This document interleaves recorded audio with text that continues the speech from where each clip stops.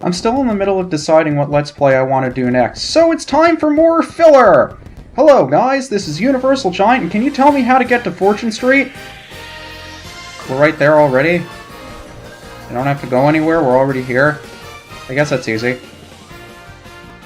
So now, before you guys jump off the bridge, out of horror that I'm going to be doing this for the next several months, and it's the same stupid game over and over and over again. That is not the case. I'm going to be doing this more on a whenever the hell I feel like basis, and the videos I'm going to be putting up for this game in the next couple of days or weeks, I don't know how long this is going to go on for.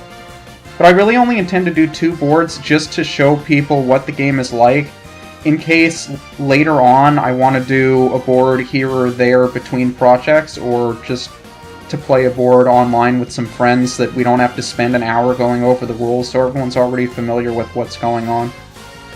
So, I guess we'll get started with Fortune Street then. As you can see, I've really played this game a lot since getting it a couple of months ago. If you really like this game, you really like this game. If you don't, you don't. But those of you that have played Monopoly already have a leg up on how this works. I'm going to be doing 2 boards. One's going to be an easy rules board, and the other's going to be a standard rules board. I'll go over what the difference is as we go. And even though there's a tutorial, I feel it's easier to just jump in so you can gain an understanding hands-on. Now, from the looks of it, if you've never played it before, it probably looks more like a Mario Party game just because you have Mario characters in it and you have a board where you roll the dice and you move along the board. It's... in all honesty, the comparison pretty much ends there, just because it's a board. It's Monopoly-esque in that the objective is to move all the way around the board, picking up properties as you go with the money you start with, and working your way all the way back around to the bank. You start off with a specific amount of money. Right now I have 1,500 gold, as does everybody else, and you see 2 numbers. The one on the left is your ready cash. That's how much money you have on hand to spend on stuff. So if I want to roll a 5, I can go to the left here, and you can see this shop value is 210 gold. I can spend 210G to buy this shop, and even though I lose that ready cash because I had to spend it to buy the shop, the number on the right, which is my net worth, has not decreased. Because the shop that I bought was just as expensive as the money that I bought it for. So my net worth has not decreased, even though I've spent the amount of money I needed to buy it. And the objective isn't just to go around the board and hope that all of your opponents go bankrupt before the game is over. Now, bankruptcy can happen, and it tends to shorten the game when it does. But the easiest way to win the game is to achieve the target net worth, which is going to vary from board to board, or you can set it yourself. The default one for this board is 8,000 gold, so if my net worth increases up to 8,000 G, all I need to do is make it back to the bank, and I win the game. Now you're probably asking yourself, where do you get all of that extra money from if everybody in total only starts off with 6,000 G? So there's only 6,000 G in play to begin with. Where do you get the rest of the money from? And that's where the suit spaces come into play. So you may have noticed as I went around the board that you had a heart space, a diamond space, a spade, and a club. If you accumulate all 4 of those suits and make it back to the bank space, you get a promotion, and that's where you get the majority of your money. So if I go around to get all of the suit spaces and make it back to the bank, I'll go up a level. That'll give me a decent amount of money, and it'll allow me to go around the board with that extra money, and I can do more stuff with it. Now, what Berto's demonstrating here is a specific thing to easy rules, where if you have 2 shops in a row, both of those shops significantly increase in shop prices. So it's very helpful in easy rules to have several shops all in a row. That's where you'll get the most of your money from other players. Because if they land on one of your shops, they have to pay you money. And as Yoshi's demonstrated a couple of times, if you land on the question mark space or one of the suit spaces, you get to draw a card, similar to a chance card in Monopoly, where a bunch of different things can happen. Some are good, some are bad, and some are just random. You don't really know what you're going to get from those. So now I can pick which direction I want to go. I have 5 rolls left. If I go to the right, 1, 2, 3, 4, 5, it puts me on the 150. I really like that shop just because of its location. If I went to the left, I'd go 1, 2, 3, 4, 5. That'd get me to the suit space. Now, early on, I like to get as many shops as possible, especially if they're in really good positions like this one is. So even though it was the longer way to go around, I think it's more helpful in the long run just to have that shop. Now, what Birdo got there with the Venture card is a Suit Yourself card, and it's essentially a freebie suit of whatever kind or color you want it to be. So since she has that card, she doesn't have to go all the way around to the left side of the board to pick up the heart. That Suit Yourself card will actually serve as the heart if she makes it back to the bank, which is really helpful to have. And as I'm sure you've guessed, every board is completely different. The gimmick with this one, the Yoshi's Island board, is that you have this lift over here. It's a one-way lift. It's the one that I took in the very beginning. The reason why I went up to the left is because it's the only way to get the heart. You can't come down from the top to make your way back to the bank this way, unless you get the pipe on the other side, which is what Toad was lucky enough to get.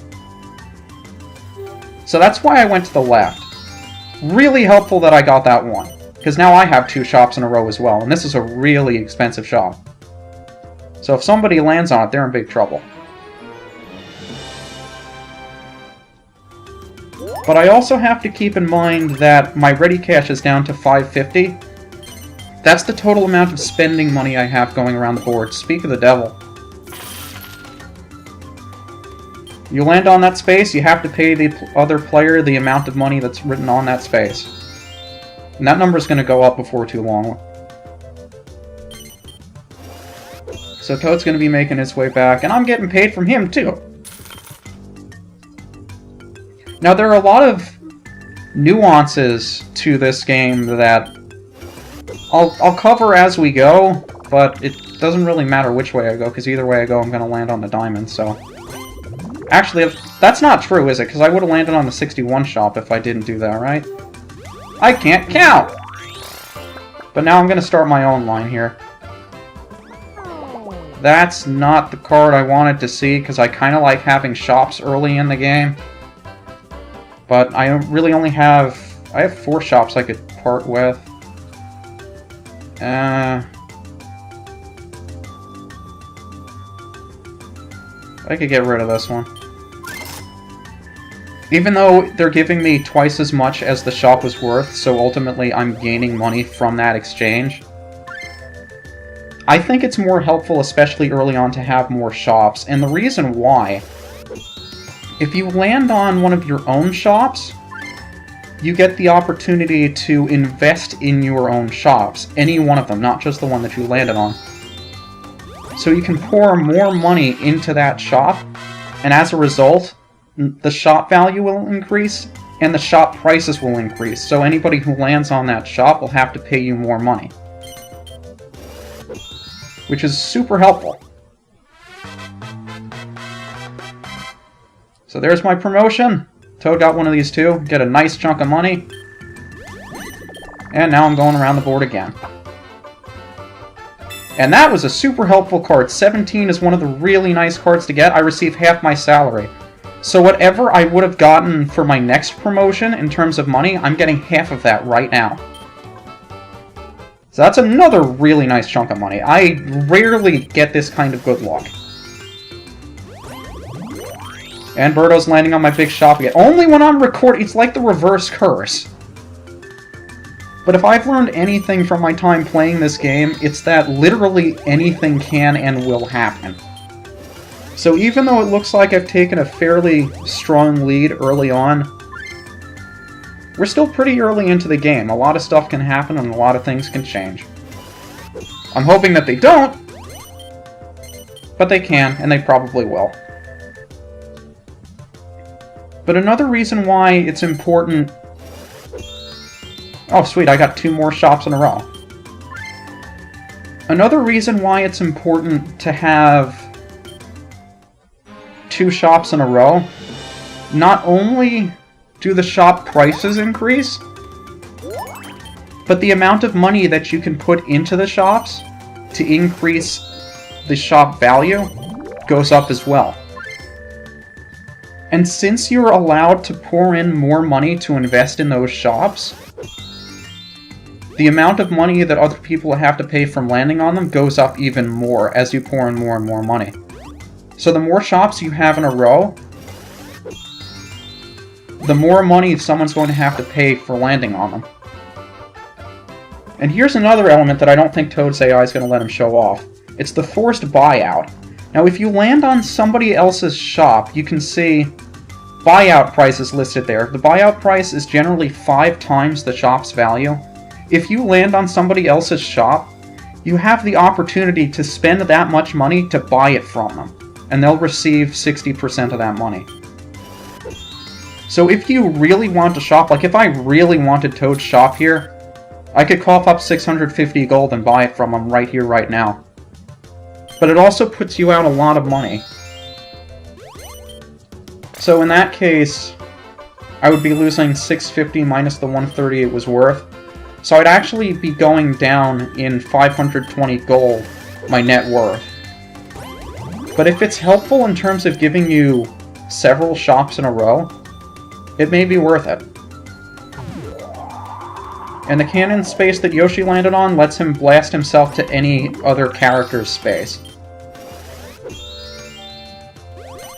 But another thing that's really important to keep an eye on, even if you have a bunch of shops in a row, the original shop value does not change. So even though I have 2 shops in a row here and each of the shop prices have doubled since I bought them, the shop values are identical to when we originally purchased them. So if I have 4 or 5 shops in a row and this becomes really, really expensive, if I haven't invested any money in there, it's still going to be 210 gold. It's still just as easy to buy out as it was before. So sometimes it's better to invest in a cheap shop just to prevent other people from buying it from you.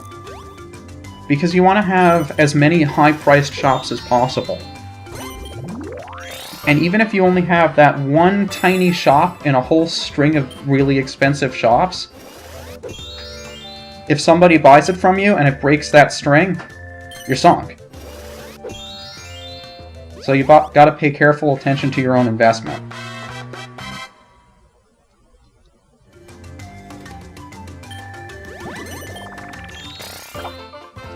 And one other mechanic is on this board here, the venture board, whatever the hell this board is called.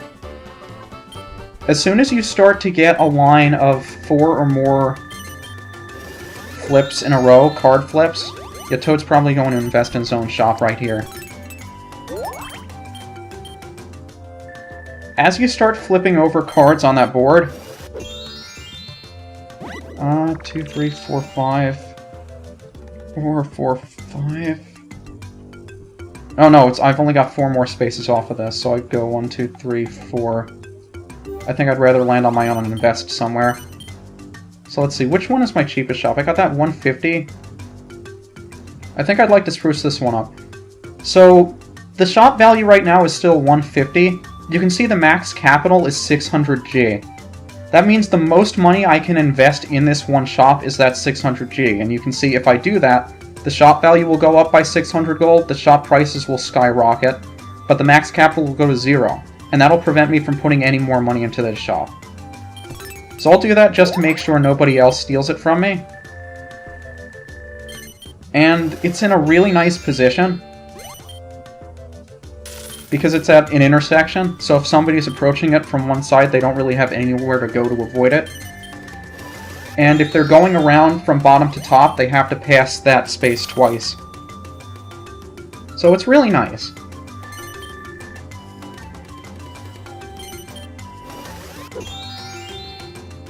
I feel like there was something else I wanted to explain. Oh yeah, with the venture cards on the board, if you have 4 spaces lined up together, you'll get 40G when you flip the card over.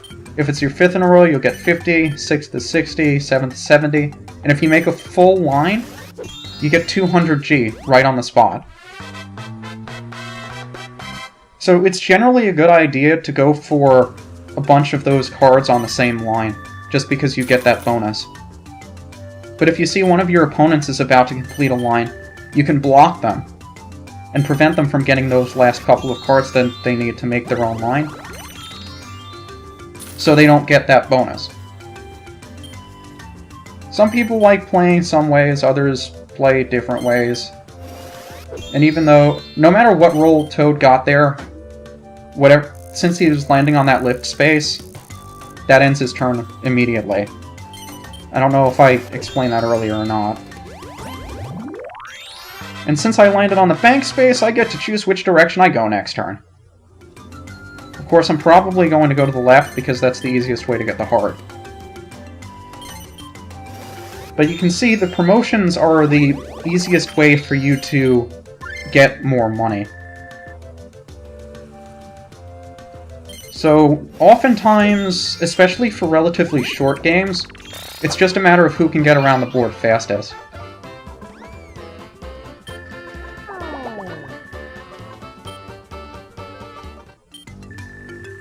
And since the target worth for this board is only 8,000 gold, it's not going to take all that long to complete. Now, it's still going to take, I don't know, give it half an hour or so, I would think. And that's still going to put me on the heart.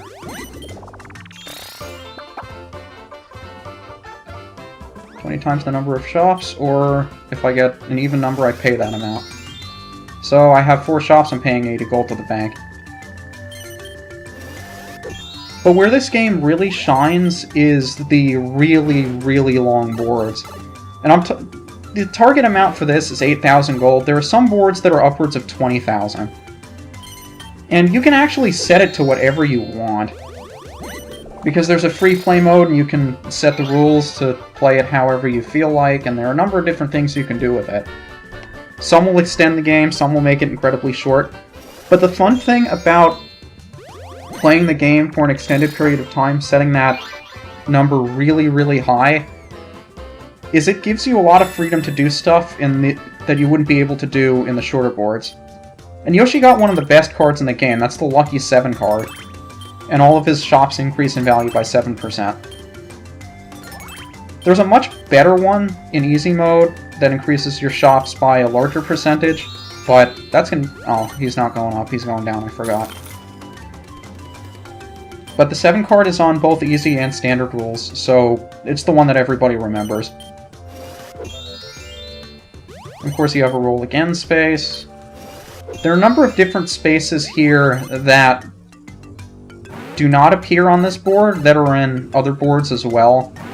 There's a boon square, which is a green star, which gives you a percentage of every sale that was made on that turn.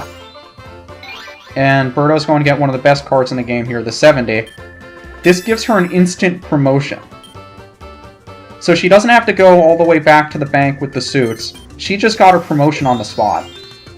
But she lost any suits that she had. And Yoshi is maxing out his own shop.